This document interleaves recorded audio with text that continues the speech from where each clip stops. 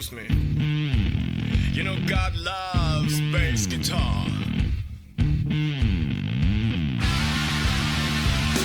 the train is coming, I'm leaving you. Yes, I'll be gone forever. Baby, baby, what can I do? We have seen our best. Hi, friends, and welcome to another episode of Area 312 Rock and Metal Vodcast. I'm one of your hosts, Kent, along with my co-host, Rex. friends guest hosting back with us today from Mega Jeff's Rock Hard Vinyl, Heaven's Metal Online Magazine, and his own Pendragon from the classic years, Jeff McCormick. Welcome back, Jeff. Makes me sound so old, but hey, excited to be here. Big fan. Thanks for having me. Oh, yeah, always a pleasure, Jeff. Always a privilege to have you. Friends, without further ado, he's known for his funky fuzztone bass. I first heard his low end on Leviticus's 1987 masterwork, Setting Fire to the Earth. In 1990, he and Terry H defied convention and delivered the well-received and legendary Jet Circus album, Step on It. In 2005, he resurrected the Jet Circus moniker, this time delivering both lead vocals and his signature bass sound. The album was Look at Death Now. And along the way, he's performed with Liberty and Justice. He's guested on Veni Domine's Tongues album. He won the Adobe European Art Contest at one juncture, and he served as an elder in his church, and much, much more. And at the very least, he gave us the quote heard round the world, "Excuse me, you know God loves bass guitar." Without further ado, we welcome the one and only Ez Gomér. Welcome, Ez. It's an honor to have you, brother. Nice to meet you. It's an honor to be here. Thank you so much. I'm that, so that was a wonderful introduction. Thank you so much. Make me blush. well. Thank you, Ez, and I got to admit, I'm blushing a little myself. I'm kind of fanboying. You're one of the top 5 bassists in my book that I've really taken to over the years, and it's just an honor to have you, sir. And we have a lot to discuss and a lot of great things to talk about, so we'll just delve right in if you're okay with that, Ez. All right. Ez, I can't believe it. We're celebrating the 35th year anniversary of the classic album Step on It. This has recently been remastered and re-released via Gerder Records. And I don't know, Jeff, you tell me, is this the first time it's been on vinyl in the US? I believe so, because I don't think it came out on vinyl on Wonderland back in the day. We had to get it from overseas from the band back in the day, so I'm pretty sure.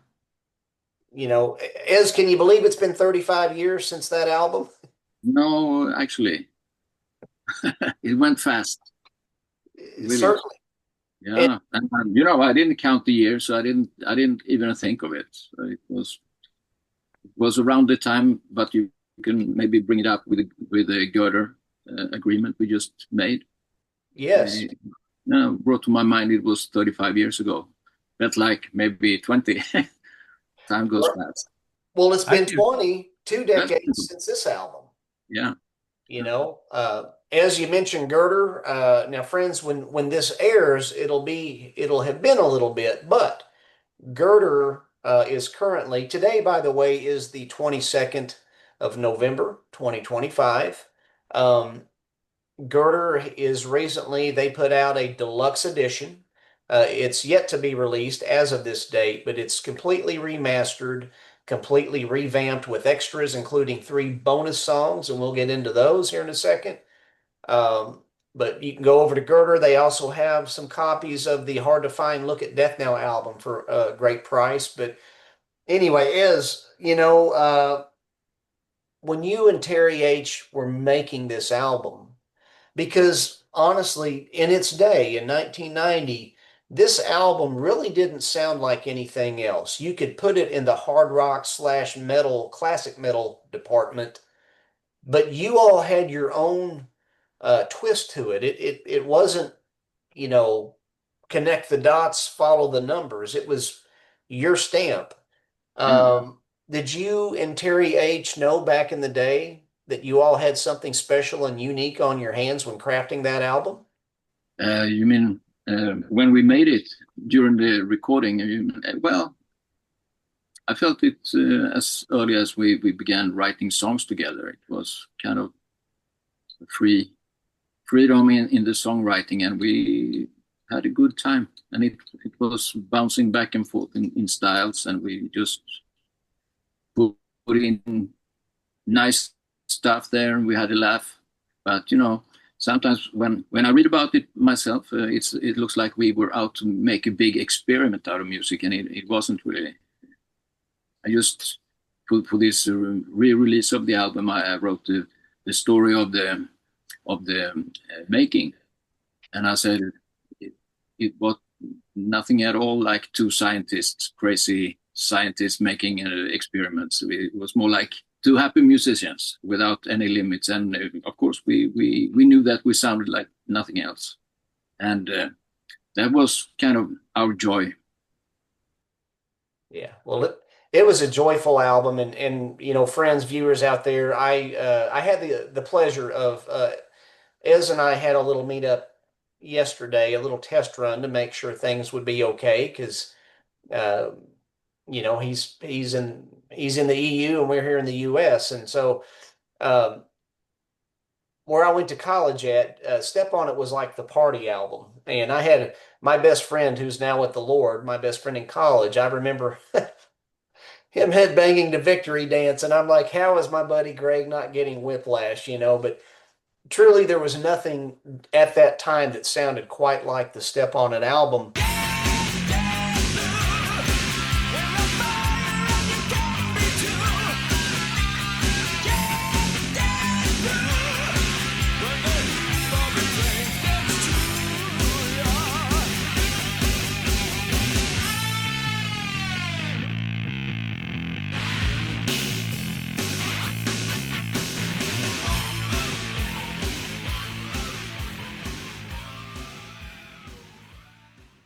As I'd like to talk really quick in celebrating the 35th anniversary of it, and as you mentioned, the Girder remaster and re-release of it, there's also here in the US now. Here in the US, there's 3 extra bonus songs that we weren't privy to back in the day. The song Let's Dance. Now, Let's Dance, as Jeff mentioned, it was on the EU release. Jeff has the album.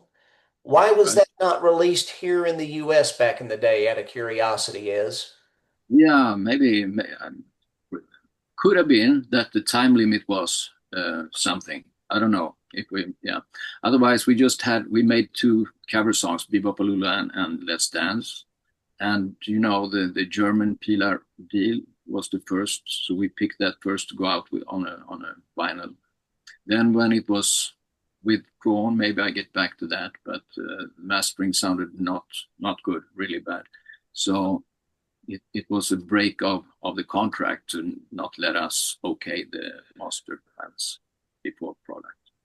So it was withdrawn, and maybe I get it too hasty into the story now, but you have to stop me if I get into much into if I get into trouble. Well, we got Wonderland to sign a new deal for us, and we just switched the songs because we felt we had used that, and Bebop Lulu was a fun song to use as well. So yeah, no specific reasons. Maybe the time limits on a vinyl, but now it went on a CD, so it could have been there. Bebopalula here in the US, it is one of the songs that people fondly remember. So, probably a good choice, but I'm waiting eagerly to hear Let's Dance for the first time on my part. Now, another bonus track which will be out here in the US is and the EU because I don't think it was released anywhere. It was Paradise Part 1. So, how come Paradise Part 1 did not make the cut? Yeah. It's a really beautiful ballad with some power, and it builds up. It's a good song, and didn't want to waste it because we didn't get time to finish it, really. So that's why it was never released, but now it is in its original form. And we call it part 1 because it's going to be a part 2 when it's made in another way. Wonderful. You answered my next question. I was wondering if a part 2 would be looming on the horizon somewhere. So that's great. And then Same song in a different costume.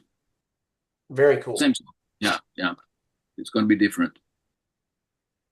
Let's talk about the leather remix of Victory Dance. One again that I have not been privy to hear. It was released on something called the Motion Factory compilation. Now, I don't know what the Motion Factory compilation is. Can you fill us in on that? I think it was Wonderland's some product, dance music or something. I have the CD, so I know it exists, but I never listened to it. Gotcha. It was a fun remix. We like to have a little fun with the music, and we had contact with this DJ, Sunny X, and he was just a big name at that time. Maybe he still is, I don't know. He won the World Championship on the Hippodrome DJ World Championship, and he worked with Tina Charles and was a friend of Terry's, I guess, from the beginning. And he was into making a shot at this song, and this what was happening. Very cool. It's fun. You could hear it's Victory Dance, but it's different. Well, we want to congratulate you as 35 years since this great album. I'm looking forward to hearing the remaster, and absolutely 20 years since Look at Death Now. So 2 great albums, and congratulations there. Jeff and Rex, before we move on to the history of Jet Circus regarding the 35th anniversary or anything, is there any questions you want to ask about the re-release? Is there any other tracks as from that time frame that haven't been released or not? Yeah, I think it's still one that I keep unreleased so far. Okay. Yeah. That's not fair. That's not fair. Put it up. All righty. I mean, the only other question I had was, and I don't know if this is a good time to even breach it, but the whole other album idea, I don't know if that's something we should bring up, but Let's go ahead. So, Jeff, you're talking about No Mercy, right? yeah, the No Mercy for the Living Dead album. What is that? And why is that not out there? I know there was attempts to reissue it at one point, but I don't know what happened there. Yeah. Hopefully now with the connections with Göder and Greg, yes, you heard it for the first time now when we were introduced to each other, and he said, "I'm blown away," or something like that. He was shocked by how good it is, and of course I was very happy, so I dared to tell it. He wanted to release it right away as it is, but I know it's not finished. We have some little work there left to do, So, That's hopeful sounding. Well, I hope my hope is to finish with new drums, and somewhere 3 songs doesn't have any lead vocals at all, so I'm gonna fix that, and some changes in the lyrics. So is finished, but not the drums, and the drums will be my son Gabriel. So you can check him out on the Gabriel Gomer drums. He has a drum channel. I know you did, Kent. yes. What do you have to say? Honestly, I was blown away by what I saw. I mean, he's not just playing the drums, and Jeff's a drummer, and Jeff, I know you're a good drummer. I've seen some of your stuff there. Gabriel, is he's not just drumming, he's like crushing these drums. Like, I can't play like that. I play drums at my church, but he's crushing them. So, and I will try to post a link to Mm. that, in the description below, the links that you've sent me is for some of that stuff.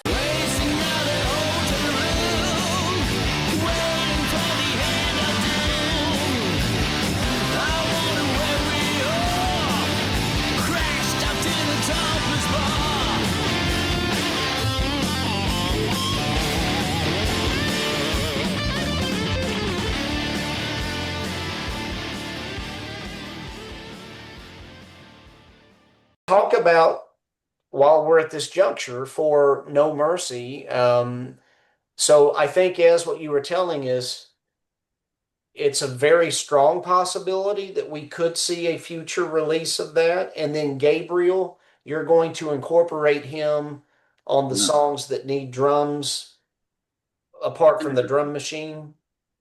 Yeah, we don't want to use a drum machine any longer. We didn't from the first time. If you read the history, or if we speak about it right now, the studio couldn't fit a drum kit. It was too small.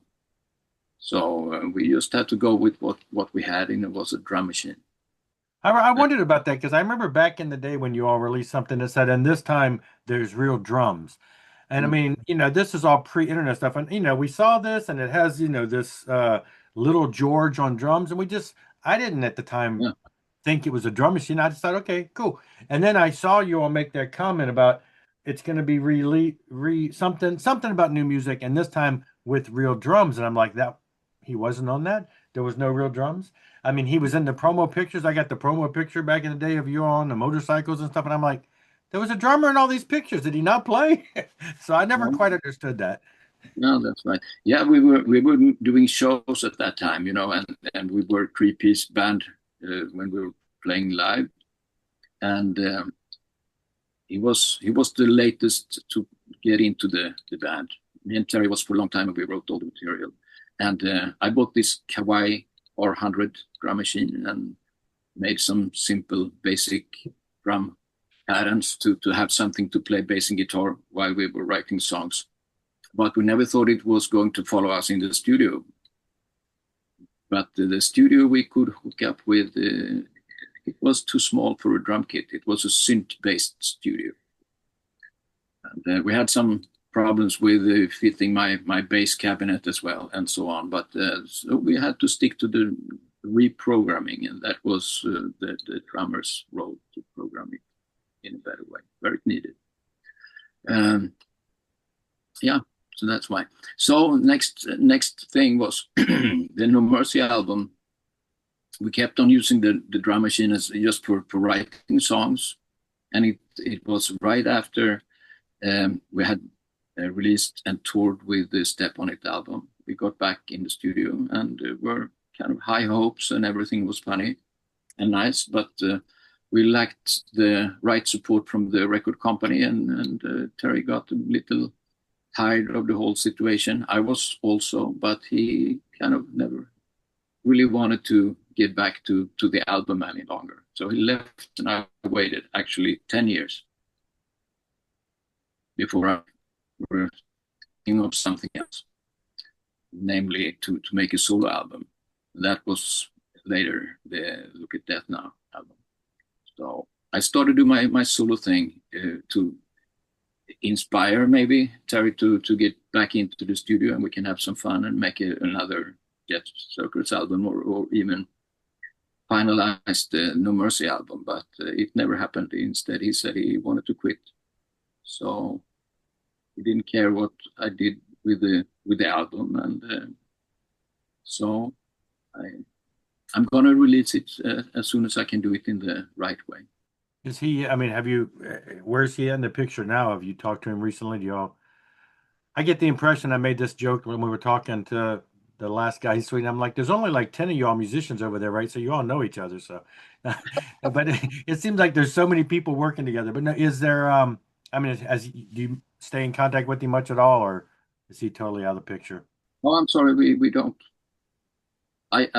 No, we don't. I've been trying to, but can't really find him. So Well, I should say, from my part, there has never been any bad feeling or anything. It's nothing I know of. But I guess he got tired of with music. I don't know anything else. I can't speculate. But he's been playing with other kind of musician acts, not us together. But no bad blood, nothing strange. I don't know anything that could have been a reason to be angry or something. And I don't think he is. But I never hear from him. So.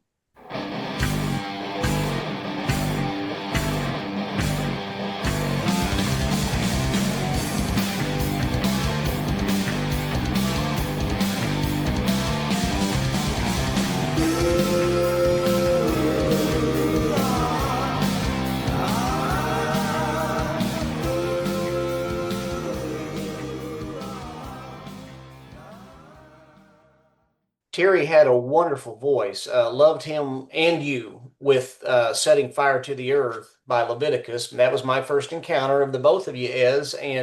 But I'm not saying that I'm glad that Terry decided to move on. We'll just call it that. But what I am glad is I think that you have every bit of great of a voice that Terry does, because you tore it up on this album. And you also sang Kings of Hollywood, did you not, on the Liberty and Justice album? You you have a great voice in your own right, is I'm glad that you've had the opportunity, and myself as one who appreciates your work. Um, I'm glad I got to hear your voice too, and I think it really fits the music. So, two thumbs up there.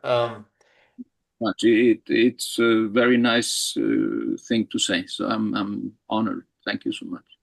Yes, sir. Yes, sir. Now, is I'd like to talk about, I see your Rickenbacker bass there. You play what I consider, I call it a funky fuzz tone, and it's like lead bass at times. And I'd just like to ask, what first drew you into music? I got some money every year for taking the piano lessons, but I wasn't inspired.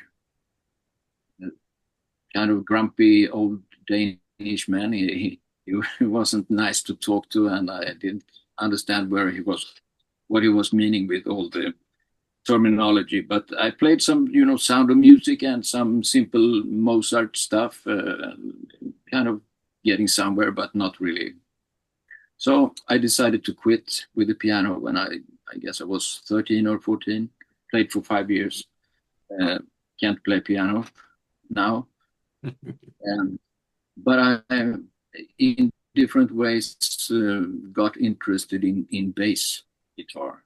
My dad brought home a Duke jazz bass copy, Sunburst, and it was love at first sight. So I was just playing along for hours every day. So I set the goal of 8 hours a day.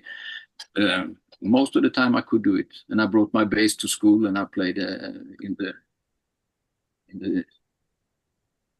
in between and in the lunch breaks and so on. So I really loved bass guitar. And how you found your sound? Well, I was testing a lot of different amps and basses. Not many basses actually. I had a first one I bought after this Duke was a Fender Precision, and I didn't get anything out of it that I wanted. So I got my first Rickenbacker, and it started to take form there, and also a jazz bass, a real jazz bass, and that's the two kind of basses I mainly use always: Fender jazz bass and Rickenbackers. Then I also have a Charbel. It's a kind of cheap guitar, $500 something, but it's well built. It's Japanese, and it's I play kind of the softer parts. Maybe it's not so visible in Step on It or Look at Death Now, but it certainly is on the No Mercy album. So I have have a little more fun with other sounds as well. So that could be the Charbel or a jazz bass. and always those strings. Swing bass strings. Okay. 40 to 95. That's my favorite. Would be 45 to 90, different, but that's been my strengths for all the years. Do you have a preferred amp to use as a preferred brand or model? Yeah, you can see my little baby there. Sweet. It's an Ampex B4, and on top I have some preamps, and I have this special little box here with 3 chords, so I can plug in my bass with this, and it split up to all 3 kind of preamps here. And for the 4th sound, so I can play 4 different sounds. It's mic'd up in the studio back there, and you can see Gabriel's drums. Oh, Yep. man. So there is my cabinet. I have some different few, but Fender Bassman is my old time favorite. Then a custom 4x12. Okay. Wonderful, wonderful. I also noticed your Elvis Presley statue, your bronze Elvis statue, and the Elvis on the canvas back there. That's pretty neat. Yeah, Yeah. it's a silk. What do you say? A mat, silk. Gotcha. A silk Yeah, mat. but it used to hang in Elvis' home in Graceland. I bought it from a collector. Wow. So, yeah. Very And, cool. well, I also got a belt from the same guy, a belt that was made by Elvis' horse saddle and belt maker. So So it's was that with some stuff sometimes. with yourself being an Elvis fan, and I hope this doesn't come across as stupid, but it kind of makes sense as maybe that why Bebopalula was included on the Step on It album, kind of as maybe an homage to Elvis. Well, certainly for the time period and the kind of music. And Elvis he's always been kind of a guy in the background for both Terry and myself. So it was fun to do something with it.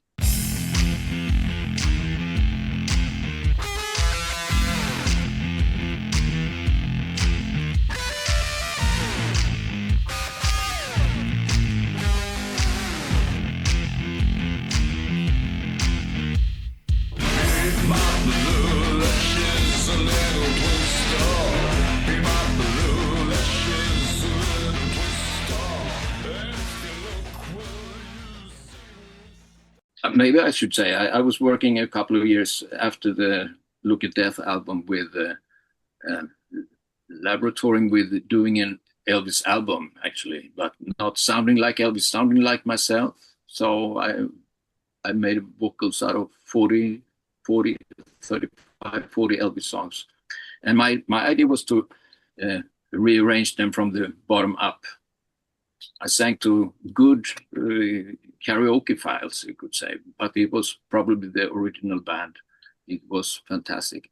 So I did my vocals, and then the plan was to erase and build it up like a new thing with modern sounds and still the same kind of type of the vocals that I have. And actually a guy he's doing one of the biggest Elvis Vegas tribute acts. His name. Well, he wanted to have one of the songs, he heard him, but I thought, no, I'll wait for it. And I have also B.B. Cunningham, the bass player for Jerry Lee Lewis. He was in the studio, and we had some bass, could say, duel going on. It was on. Yeah, we had some fun with Elvis songs, but it never came out. Maybe I will use it for another occasion. The gospel songs.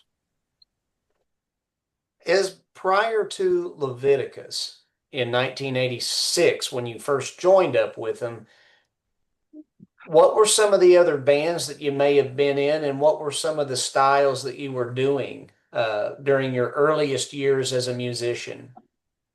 Well, it was, typical friends band. And Leviticus, see me somewhere. We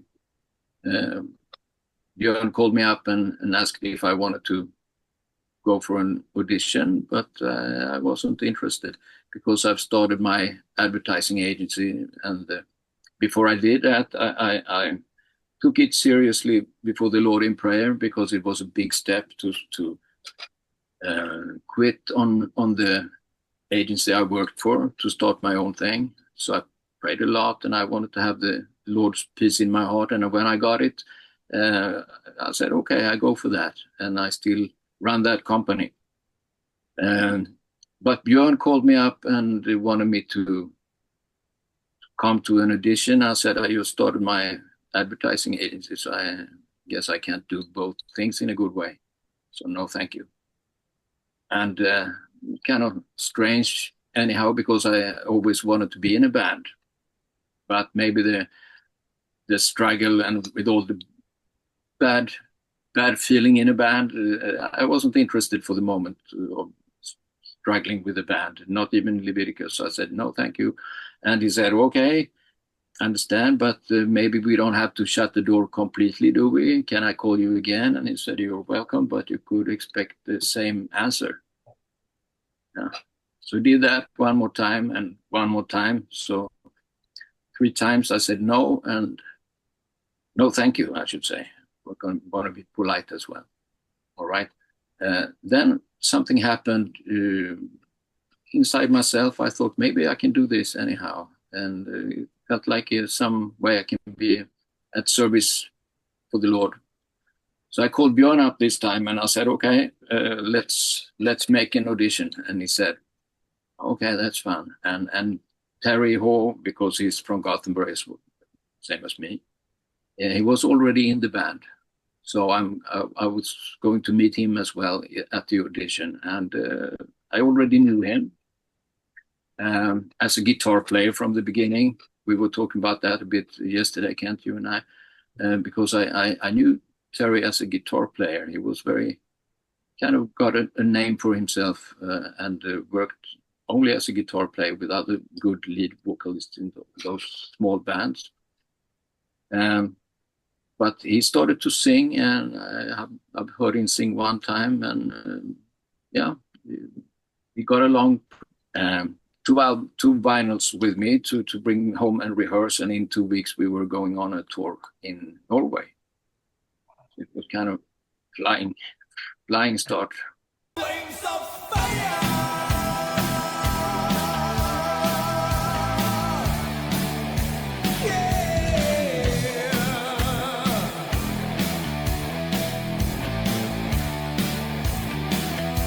You bound the world together so that it will never fall apart. You clothe the earth with lots of waters covering up.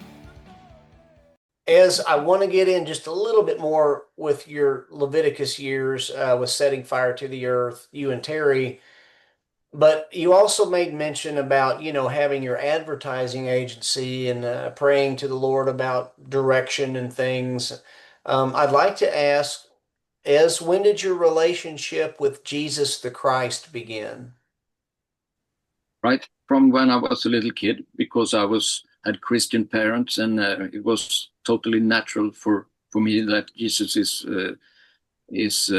God and my Savior, and so on. I remember I asked my dad if I have to go out in the world and be a sinner to really feel God's love, because I was going to sermons, and people were preaching how bad they were before they got saved, and they were so happy now. So I asked my dad, do I have to do that?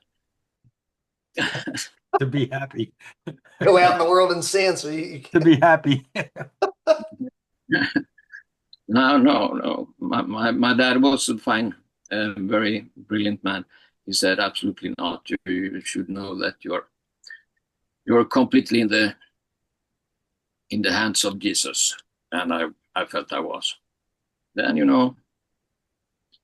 other interests started. I was really young when this happened, maybe 7, 8 years old, something, even younger. I lost connection with the Lord for a couple of years, and I came back when I was 20 or 19. In a big way, I really felt it like a shower, standing in the shower and being washed by the mighty blood of Jesus. It was totally changing my whole worldview at that time, because when it happened, I sat on a sermon, on a meeting. It was a tent campaign thing, and I went with a friend of mine because he wanted to have prayer for his bad leg, and I said, I can go with you. And the Lord was speaking to me. I felt it was. I didn't like it from the beginning, because people were stretching out their hands and praying loud, and I thought it was kind of embarrassing. Why can't they do it a little more nicer? Just sit down and don't. That was my first half hour. Then I understood that I've lost it all. I've lost my contact. Gotcha. So, Yeah. Yeah, I get emotional because I can feel it still. I know I had no connection left with the Lord, and it made me real sad. So I when he went forward for have prayers for his leg, I just went straight up there, and somebody was asking. It was a woman's voice, and she asked me, "Do you want me to pray for you?" And I said, "Yes." wonderful. That's wonderful, Ez. It was. I'm thankful because as you and I had talked about, you know, Rex and I have discussed this at length, but I was 19 when I first heard Jet Circus, and I guess in '87, I was 16 when I first heard your work with Leviticus on the Setting Fire album. And as Rex and I have discussed this at length, but we hung on to, I mean, the music hooked us. We could relate to the music, the style with this, that was the style of the message you were bringing, and the message you were bringing was the good news of Jesus the Christ. And we hung on to every word. And where I'm going with this is we view so many of you all as like youth ministers to us. And by you returning to the Lord, being obedient and surrendering to Him, you have blessed. I mean, you're looking at 3 people here that you've blessed through your work, and I know there's countless others, and I must so I'm have just thankful. praise the Lord. That's wonderful, and praise the Lord. If at best I can be a servant, that's what I want to be. I'll tell you what, going back, I mean, so my wife, she just left. I could have drug her in here to make a comment, but still my wife is more of a pop kid. She grew up with the 80s pop. I mean, she's traveled with me along the 80s metal realm, but and the early Christian music we listened to. And to this day, if she's going to do house cleaning, she wants to turn music on really loud, she will always go for Setting Fire to the Earth.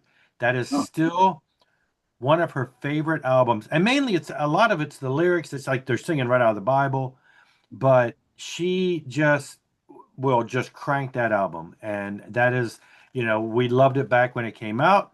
And I can't, wow, we're still together. That's been a long time, hasn't it? Anyway, yeah. So she loves it then, she loves it now. And it's just interesting how certain things stick with you. And that album was very pivotal for us, for sure. Your involvement and everything was great. praise the I Lord. mean, the bass was amazing. Say hi from me next time she cleans with Setting Fire. Yeah. I like to hear it. Thank you. Yeah, it was a good time recording that album as well. But maybe feel free to keep on asking. Well, also, I want to make mention about this as, you were talking about your advertising agency, but you basically did the graphic design for this album and the Jet Circus albums. Is that correct? It is. I found that pretty amazing and remarkable. And one of your compositions, I mean, like Jeff was saying, I mean, it's such a remarkable album, Setting Fire. There was Flames of Fire, Saved, Elijah on Carmel, so many great songs, but you had your own composition, Get Up, that you completely wrote. Now, did you write that specifically for this album, Ez, or did you already have a lot of songs in like a repertoire of your collection? I had other songs, but this one I wrote because I was allowed to have one song on the album, and Terry was allowed to have one song, and that connects kind of directly into why the band broke up, because things were very nice and everybody I really liked the guys, but I felt like it was limiting myself too much to not being free to write songs and contribute. But it was beyond band. I respect it, and I told him from the beginning that I don't go in under you as a leader, but as long as it goes the same way I want to go with the Lord, so I'm going to be there. Then I felt like it wasn't really for me to not contribute with songs. So it started to be kind of tension in the band, and it ended with John calling me up and said he's quitting or dissolving this version of the band. Then Kjell and Björn went one way, me and Terry went another way.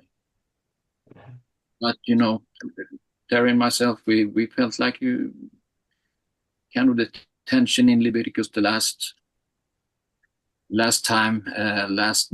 month, maybe after we recorded the album, it's starting to be like not a fun and good and positive atmosphere. It was kind of not good for anybody, I guess. So I was about to quit, but Björn was faster and called me up. So no problem.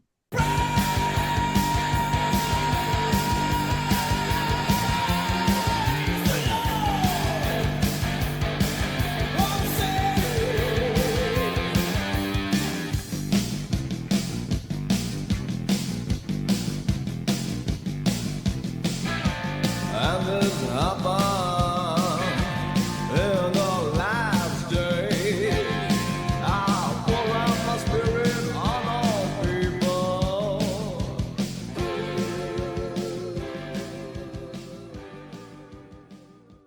Thankful for the Jet Circus albums, thankful for the Leviticus albums. Now, on Step On It, whenever you all release the album, and even the imagery, I just love. And for years I rode Harleys. I'd like to ask, as I believe you had told me in some of our communication that you all were actually endorsed. You had an endorsement by Harley Davidson. Correct me if I'm wrong.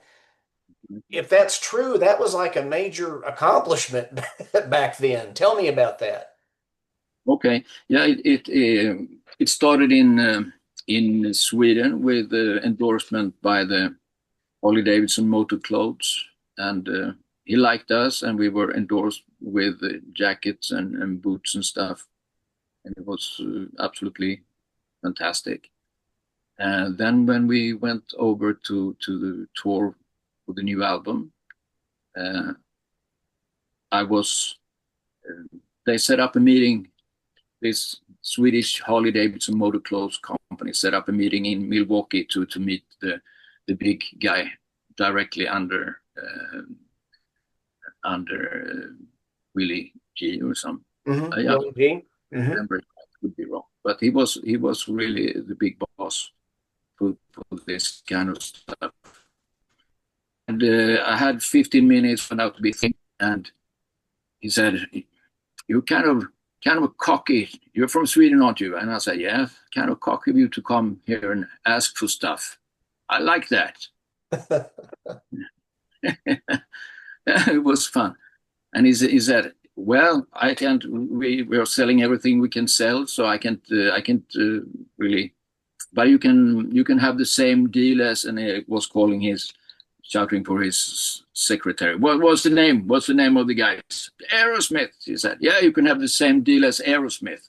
It means you can well, you can wherever you want to go and shoot a video or do some photo shoot, you can go into the Harley biker store and give them if you the my card. They will understand you. You will have the motorcycles for free.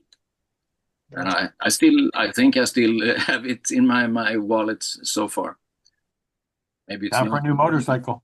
I never took him up at the offer, but it was fun that he said so. So I should have tried it, but I had a bicycle on my own, so I could ride anyhow. Well, go ahead, Jeff. I was going to say, you had mentioned earlier because we're talking motorcycle stuff, the album with the motorcycle. You had mentioned, and I've heard the story before about this album not being properly done. I'm just wondering, real briefly, I don't want to take up any time, but what exactly? I mean, so we're going to get this new version. I've always had this version, so I've never really compared it to the Wonderland version. But what would be a noticeable difference aside from the fact that the cover on here has all three of you, and then the American version you erased the poor guy? What musically was corrected with the Wonderland version that we would, be able to experience? Was it just production in general? It was bad mastering. In the master you can make it thinner or thicker, or maybe you can destroy the whole sound, or you can refine it. And it was kind of bad work. So if you put it in your player and compare it with the Wonderland, it's a big step forward. And I've just been comparing the new Girder remasters. So I'm kind of picky on if you want to remaster the files, it's going to be good. And for sure, this guy Girder Rob Caldwell. Mm-hmm. Yeah, Rob Caldwell. I thanked him so extra much for his perfect job. It's really well done. I'm looking forward to it because I was telling them earlier that I've owned this copy all my life. I mean, I don't think I ever bought the Wonderland one because I already had this copy. So I think my formation of all these songs is going to be based on that. So I know I've heard the Wonderland version because I do have I might have had a cassette or something, but I never spent much time listening to it because I had already, this was ingrained in me. So it'll be interesting to hear the Girder one now. Maybe I'll notice something now after all these years. Yeah, you will. And if you have the possibility to compare it to the Wonderland, it was a big step in the right direction. But now it's the best ever. So thank you, Girder. It's great. Thank you, Rob. They do a great job.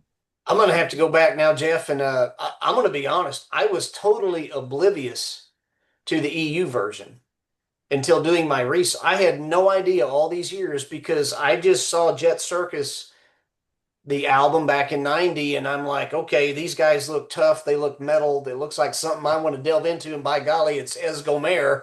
I've got to get it,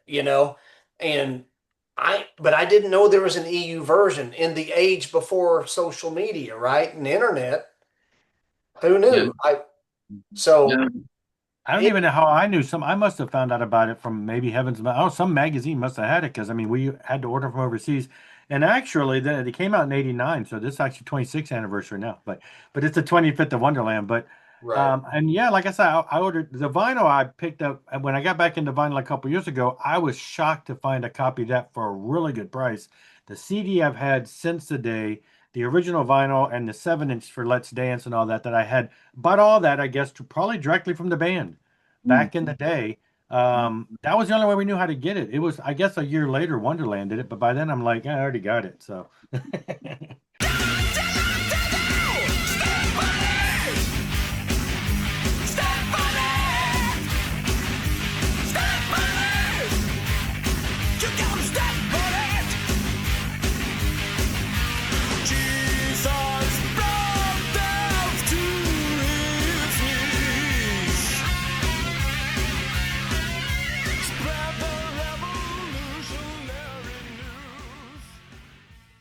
when I first encountered you, and that's when I fell in love with your bass work on the Leviticus album, and I knew, of course, Terry had great vocals. And then here came Jet Circus. I just want to make mention, I had no idea that Terry also played guitar. I thought that he did a brilliant job on Step on It. Um, very accomplished. But now I want to get to this album because um, Say It does a great job on guitars on this album. Wonderful, heavy stuff on this album. But I want to make mention that on Look at Death Now, drummer Mickey D from Motorhead, Scorpions, Halloween, drummer Mickey D, he plays on the title track to Look at Death Now. How did you approach Mickey D about recording that track for this album? Um, well, he was in my studio in Gothenburg, and because we live in Gothenburg, I knew him for many years already, and he was doing some work up there, and I was doing the Kings of Hollywood for the Liberty and Justice. So I asked him, "Would you want to sit down and play on that album?" And he said, "Yeah, just just give me the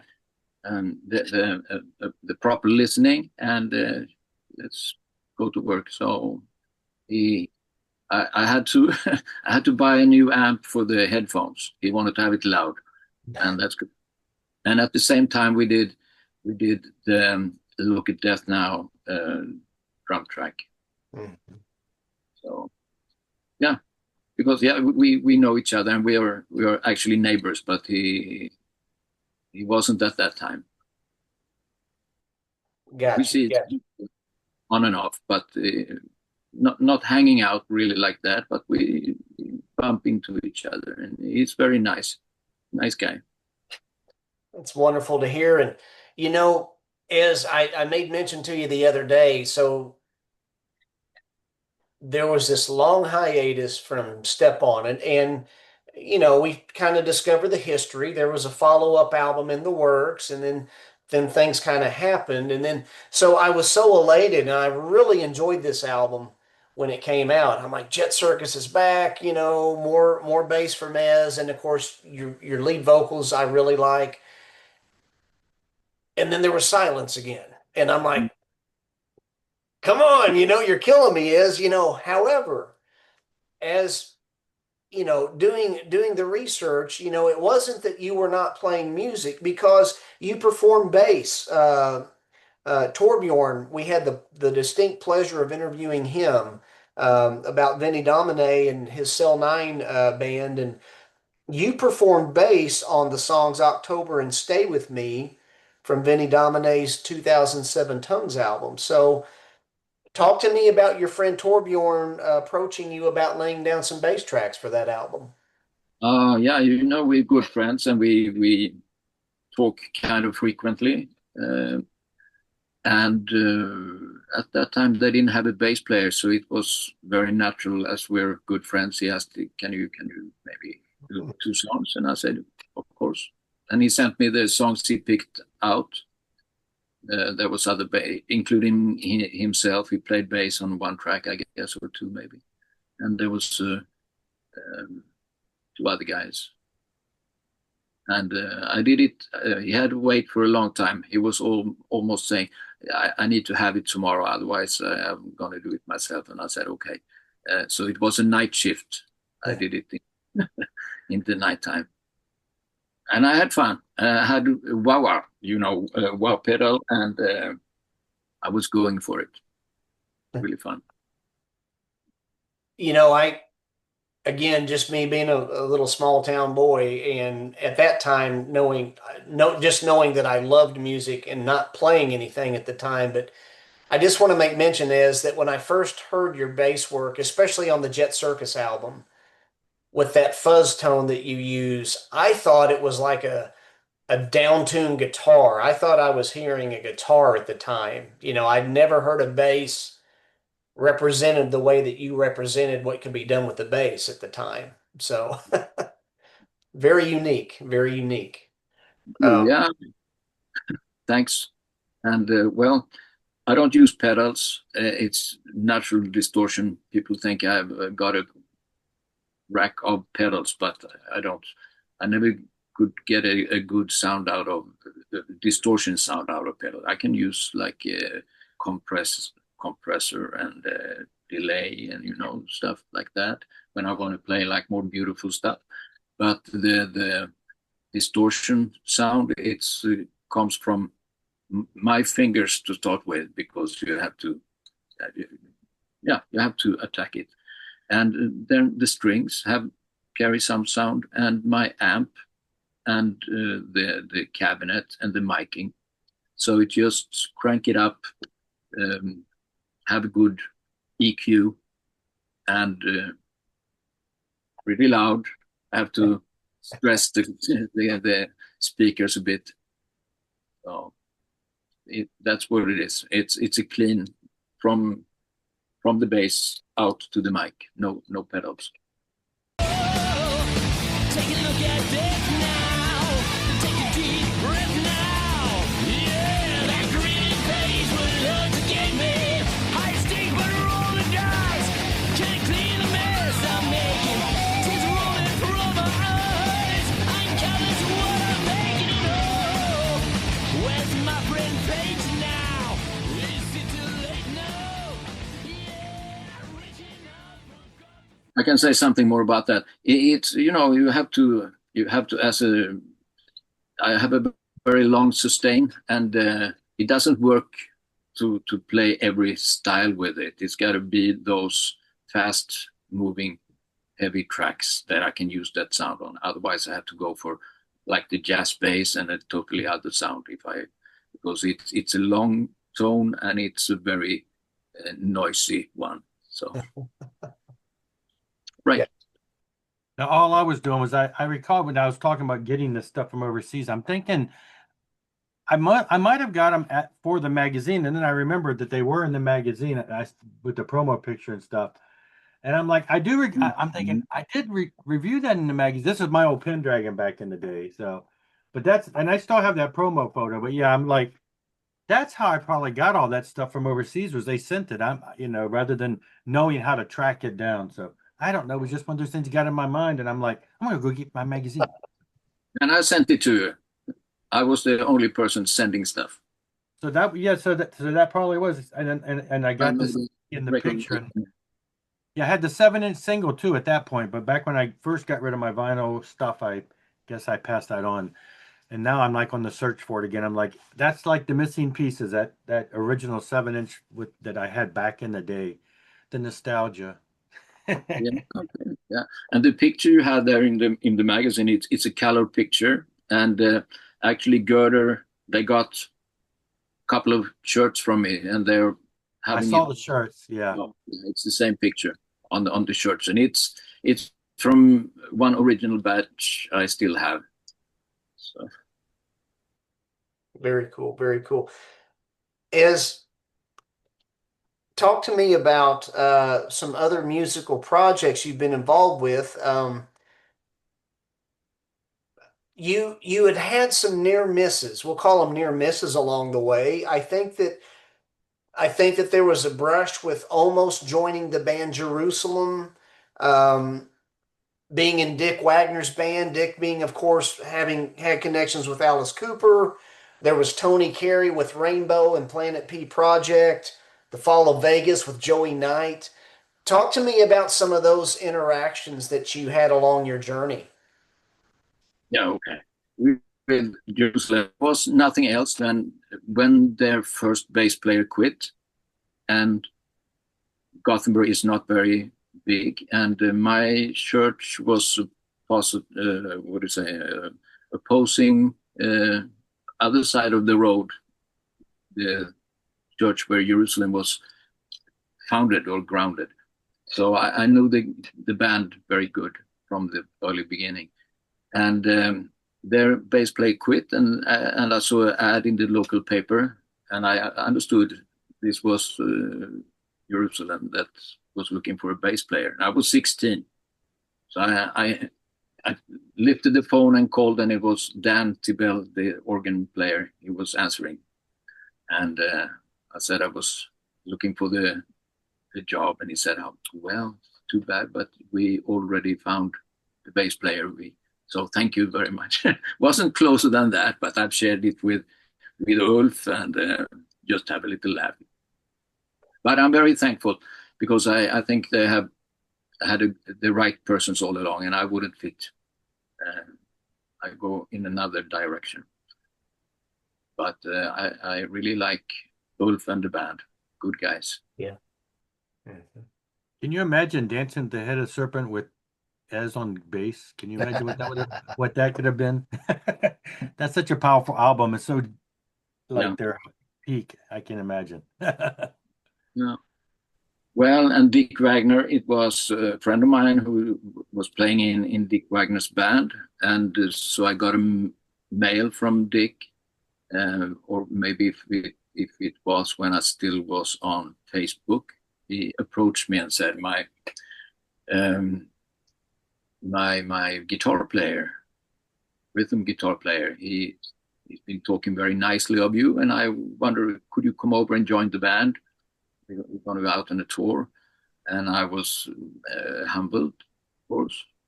Dick Wagner, a legendary, fantastic guitar player. Very nice as well. But I said I must see if I can arrange it because I had my work. And I couldn't. So I had to say, I'm very sorry, I can't for the moment. And he was understanding, and I missed a good chance to have some good moments of music with him, because maybe in 1 year, maybe 2 years later, he passed. Yeah. Well, what more? What did you say? Yeah, Tony Carey. We did a song together. I wrote the song "Wake the Dead" for Liberty and Justice, and did the lead vocals, and Tony was doing the backup vocals, and it was only the two of us. And that song should be, it was on an acoustic album, kind of unplugged thing. And I didn't want to write a campfire acoustic guitar song. So it was totally different. And people liked it or disliked it very much. But I like it.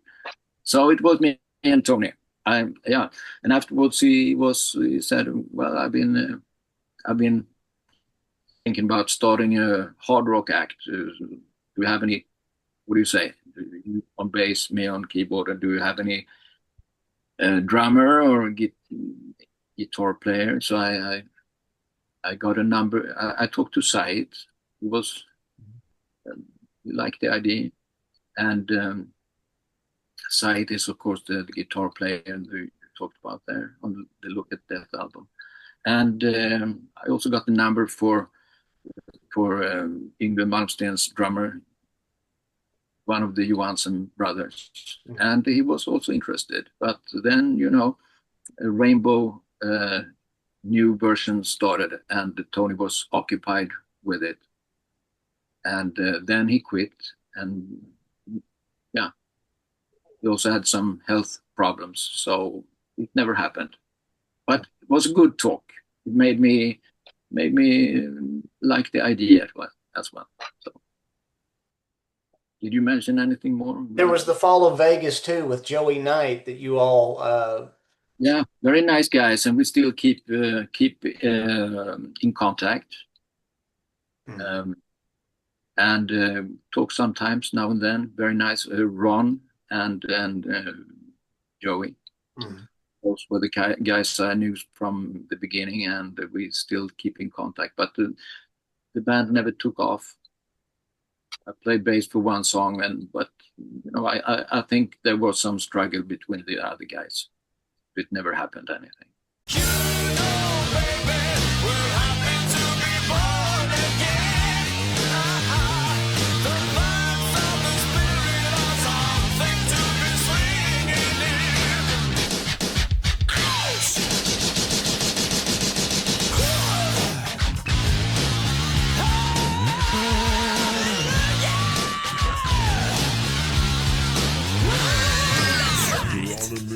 From God. As some other things that I found very intriguing that you've been involved with, you've taught music at your university there. You're an elder. You've been an elder in your church. You worked as an art director and you won the Adobe European Art Contest at one juncture. Can you talk about some of those endeavors? Yeah, the church. It was a Chinese church, so I was preaching maybe once a month, sometimes two times a month, and it went on for 4 years. So they wanted me as an elder there, and then we had some different ideas how to approach the way forward, and I took myself out of well, I really love the people, and God bless them, everybody. But I removed myself from the little church, and it was about different ideas on mainly women pastors. Right. Well, what's the next thing? My advertising agency. Yeah, I started it when I was 24, same year as I was playing with Leviticus, Setting Fire album. As I told you before, I started it at the same time. So I've been working with one leg in music and one in business. And, you know, I looked not like everybody else in the advertising field, but it was okay. You can look crazy when you are an art guy. But I got some questions, and it was fun. But I never talked about music with the clients. Somebody found out and asked, but I kept it separate.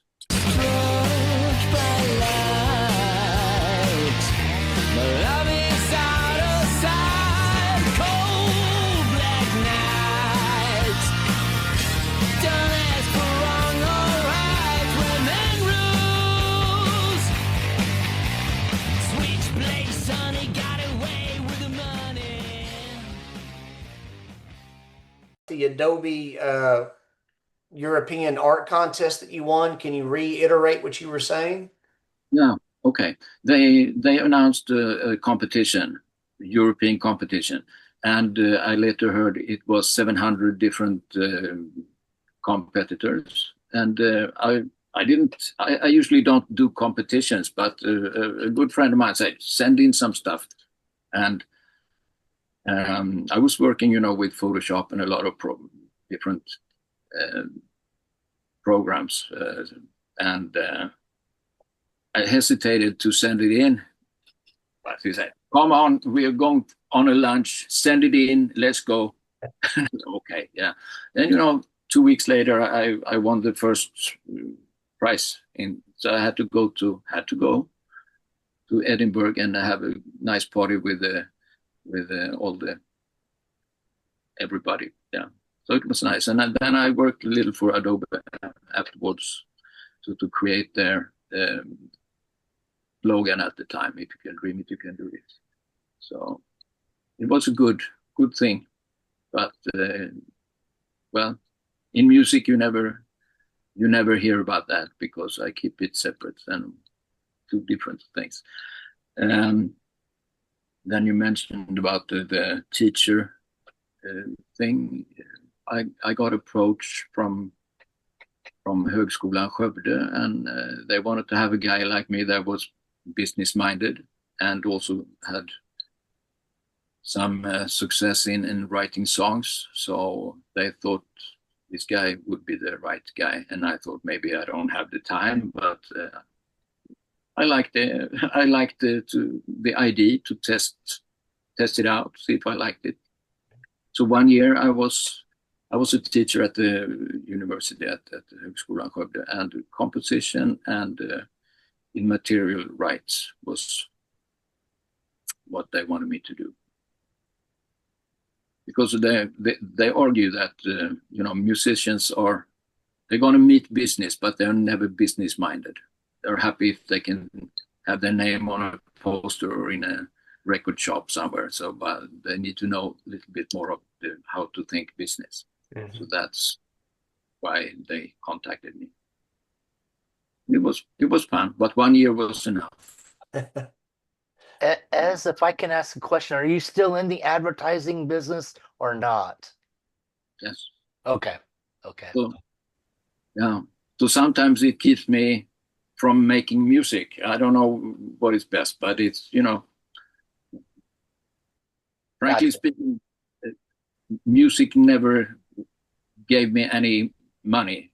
Right. It cost me money to be a musician. Exactly. Earn money somewhere. I understand. Okay. Thank you. You're welcome.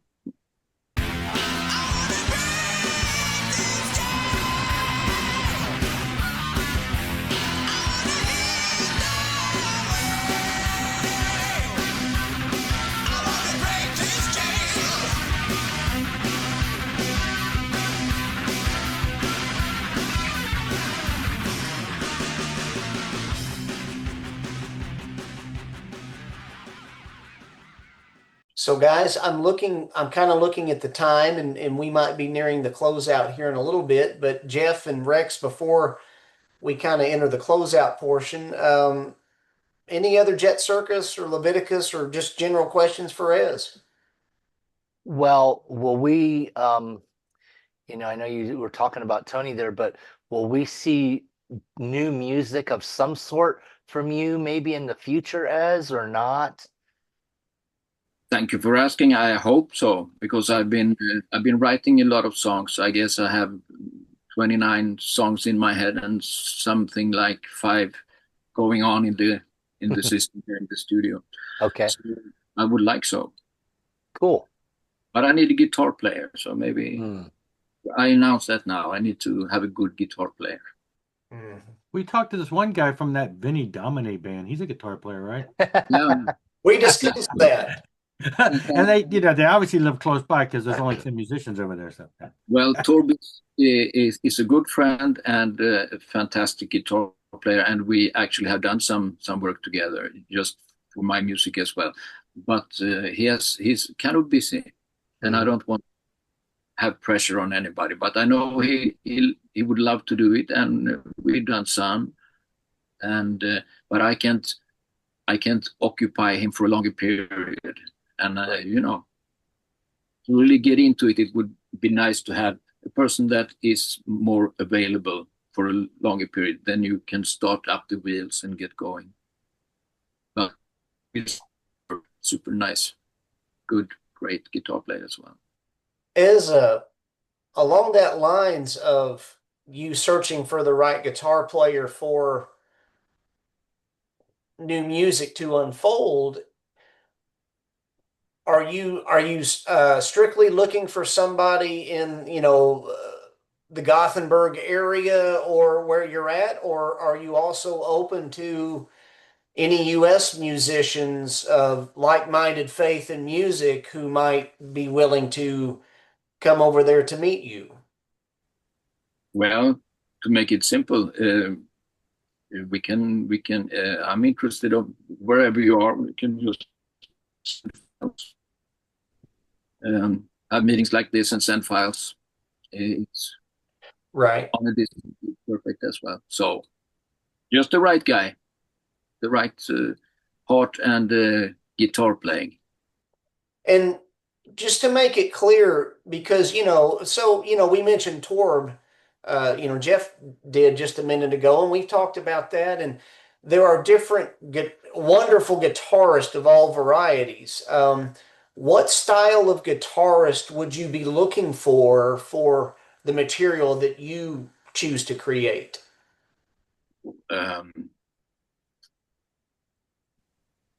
Well, you got to be hard rock would be something a foundation for it, but also I kind of like a funky flash somewhere, little not soul really, but you got to be rhythmic, not deliver heavy chords all the time. I want some rhythm to play against.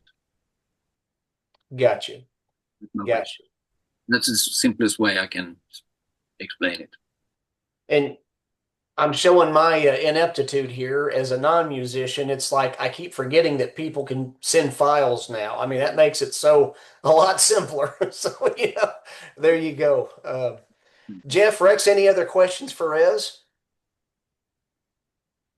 Can't I think got of nothing. This has just been great to hear some Yeah. of these backstories from back in the day. Yeah. So This is wonderful. Thank you. I had mentioned to Ez guys way back, in 2005, and that's actually the year that I came back to Christian rock after grunge had hit.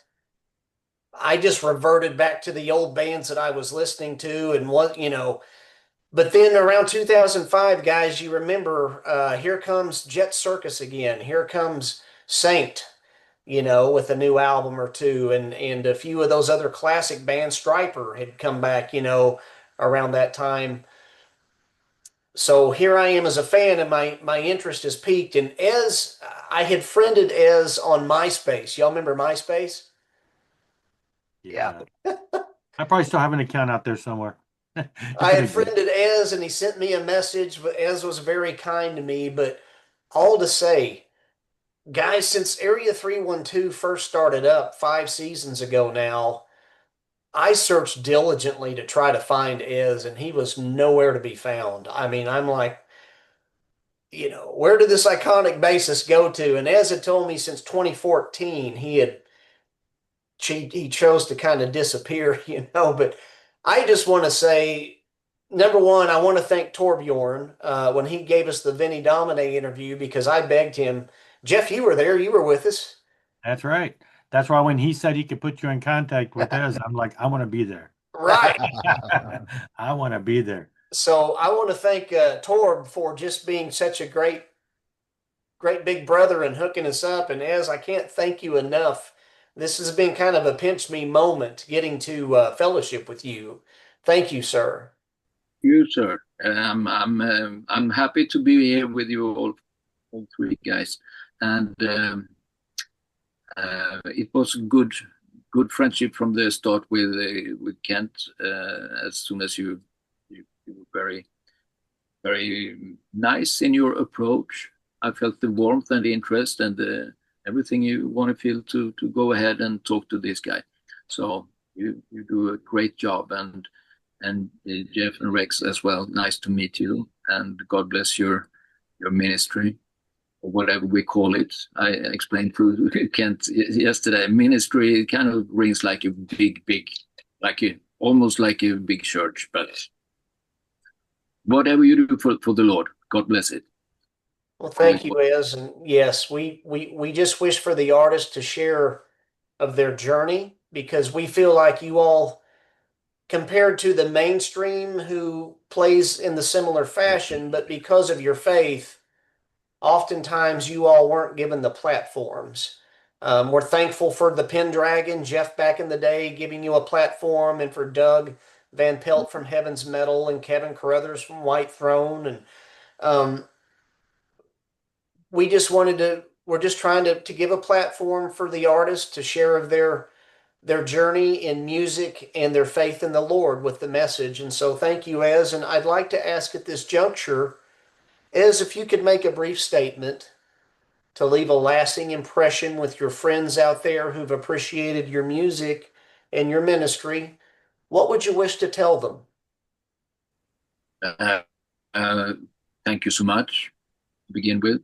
Thank you so much for supporting Jet Circus, whether you bought a product or if you just only were nice to us in any way, write something nice somewhere and encouraging.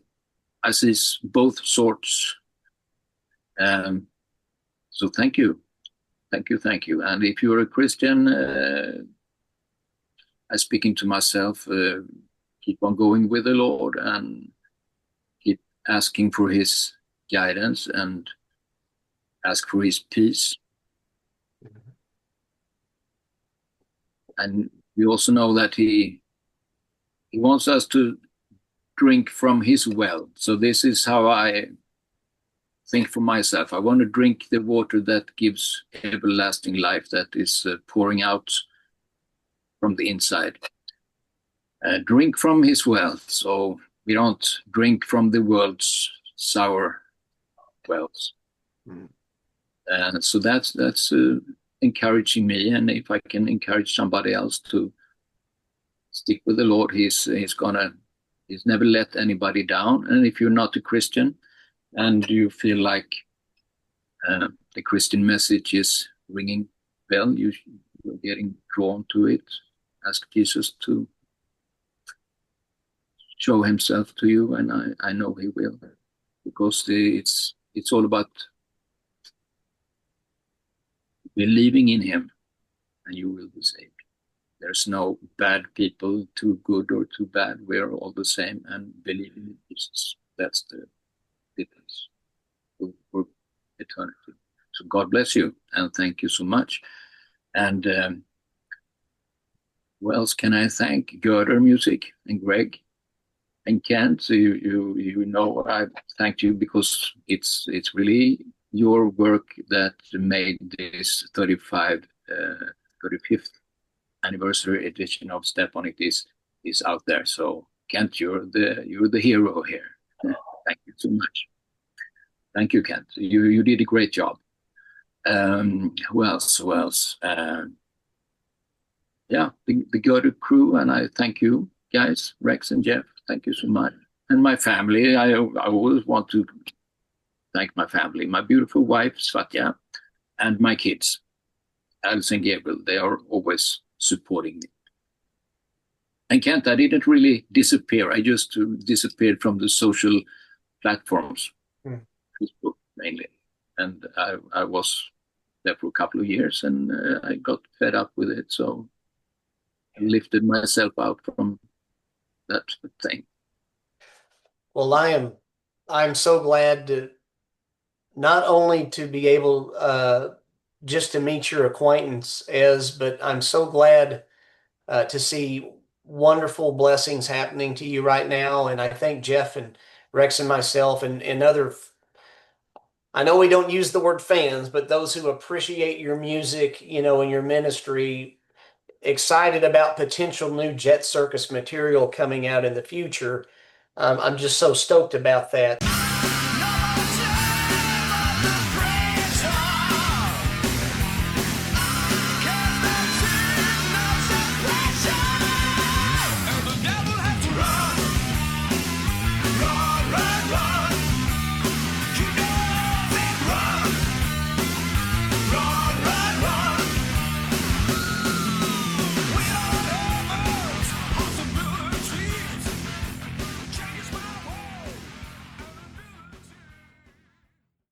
As at the end of every episode, we always wish to keep the main thing, and that is the Lord and His Word, because that's what's truly important.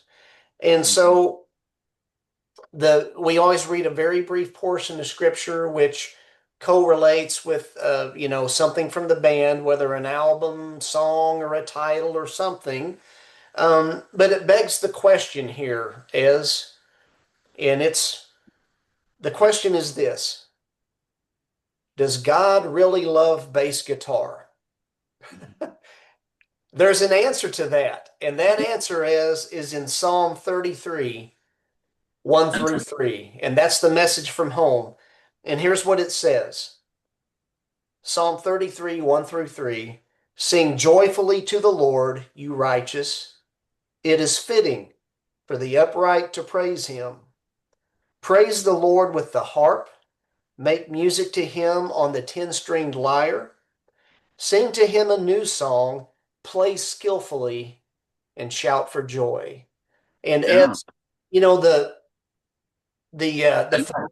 whether it's a 10-string lyre or a harp, it's on any given instrument, and to play skillfully before him and to play for him. And as you have done that, as his servant, and it's blessed me as a youngster when I first heard you at the age of 16 that I was, and all glory to the Lord. We know that God loves bass guitar and any instrument from those who are giving him the praise. And just want to thank you, and what a blessing today, right, guys? Thank you. Yes. Jeff. Yes. Thank you, Ez. Was a thank you. So we're going to close out now. We'll wave goodbye to our friends, but Ez, please stick around for just one more moment, okay? What a blessing. Thanks, guys. Thank you.